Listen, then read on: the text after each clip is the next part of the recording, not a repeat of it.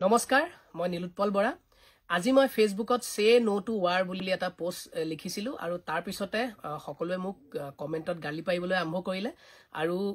সকলোৰে মনোকষ্ট দেখি মোৰ খুব বেয়া লাগিছে আৰু গতিকে হে মই ভাবিলো মই কি ভাবি পোষ্টটো লিখিছিলো মোৰ মনৰ ভাবখিনি আপোনালোকৰ আগত এবাৰ প্ৰকাশ কৰো আৰু মই যদি ভুল মোৰ যদি চিন্তাখিনি ভুল আপোনালোকে যেন মোক আঙুলিয়াই দিয়ে আজি কেইদিনমান আগত কাশ্মীৰৰ পেহেলগামত যি ঘৃণনীয় ঘটনা হল তাৰ প্ৰত্যুত্তৰ আমি দিবই লাগিব আৰু তাৰ প্ৰত্যুত্তৰ হিচাপে ভাৰতীয় সেনাবাহিনী আৰু ভাৰত চৰকাৰে যি পদক্ষেপ গ্ৰহণ কৰিছে যি মিছন হাতত লৈছে তাত মোৰ পূৰ্ণ সমৰ্থন আছে কোনো এই কথাটো ভুল নবুজিব মোৰ পূৰ্ণ সমৰ্থন আছে আৰু যোৱা কেইদিনত যি পদক্ষেপ আমাৰ সেনাবাহিনীয়ে লৈছে তাক লৈ খুবেই সুখী আৰু মই ধন্যবাদ জনাইছো কিন্তু আজি মই যেটো পোষ্ট লিখিছিলো সে নো টু ৱাৰ বুলি মই আসলতে খুবেই শংকিত হৈ লিখা এটা পোষ্ট তাত কোনো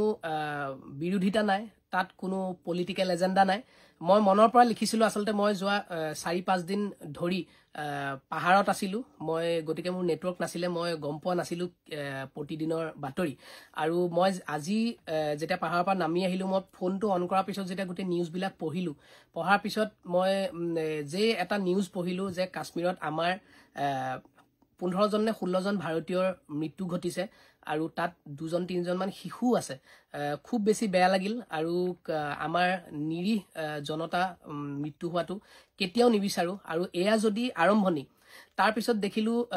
যে 4-5খন সিটি নৰ্থ ইষ্টৰ হৈতে যে হাই এলাৰ্ট দিয়া আছে আজি মুম্বাই এয়াৰপৰ্টতো দেখিছো হাই এলাৰ্ট দি থৈছে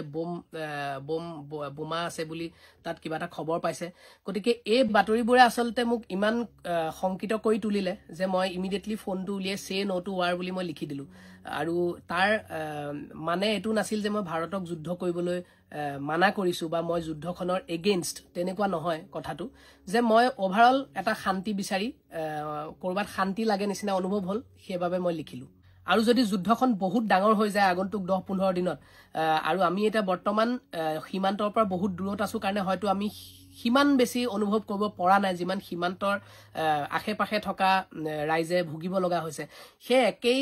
পৰিস্থিতি যদি আমাৰ চহৰখনত হয় আমাৰ নিজৰ ঘৰখনলৈকে যদি বিয়পি আহে নিজৰ ঘৰৰ আপোন মানুহক যদি আমি যুদ্ধত হেৰুৱাব লগা হয় কেনেকুৱা লাগিব মোৰ সেই বস্তুখিনি আসলতে বহুত বেছি চিন্তা লাগিল আৰু আপোনালোকে হয়তো সিনেমাত দেখিছে যে নিৰীহ লোকে সকলোতকৈ বেছি প্ৰাণ হেৰুৱাই প্ৰতিখন পৃথিৱীৰ আজিলৈকে যিমান যুদ্ধ হৈছে নিৰীহ লোকে প্ৰাণ হেৰুৱাৰ সংখ্যাই পাৰ্চেন্টেজে আটাইতকৈ বেছি আৰু যুদ্ধৰ পিছৰ যেটো অৱস্থা যুদ্ধৰ পিছৰ অৱস্থাও আপোনালোকে প্ৰত্যেককে সিনেমাত দেখিছে একদম ৰিয়েল কে দেখুৱা যায় যে কিমান ইকোনমিক ক্ৰাইসিছৰ পৰা আৰম্ভ কৰি কিমান কি বেমাৰ আজাৰৰ পৰা আৰম্ভ কৰি দেশ এখন কিমান পিছুৱাই গুছি যায় বাকি পৃথিৱীতকৈ 3-4 বছৰ 5 বছৰ আমি যোৱা 10 বছৰত আমাৰ নতুন চৰকাৰ অহা পিছত আমাৰ দেশখন কিমান আগবাঢ়িছিল এতিয়া এই যুদ্ধখনৰ কাৰণে যদি আমি আকৌ পিছুৱাই যাব লগা হয় দেশখন কি হ'ব মোৰ আসলতে বহুত কেটা চিন্তা মনলৈ আহিল অকল এটা চিন্তা নহয় মই এঘণ্টামান ভাবিছো ভাবি মোৰ এটা সময় মোৰ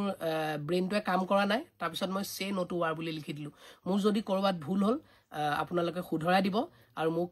ক্ষমা কৰি দিব যদি মই ভুল কৰিছো আৰু যদি আগন্তুক সময়ত মই কোৱা কথাখিনি যদি সকলোৱে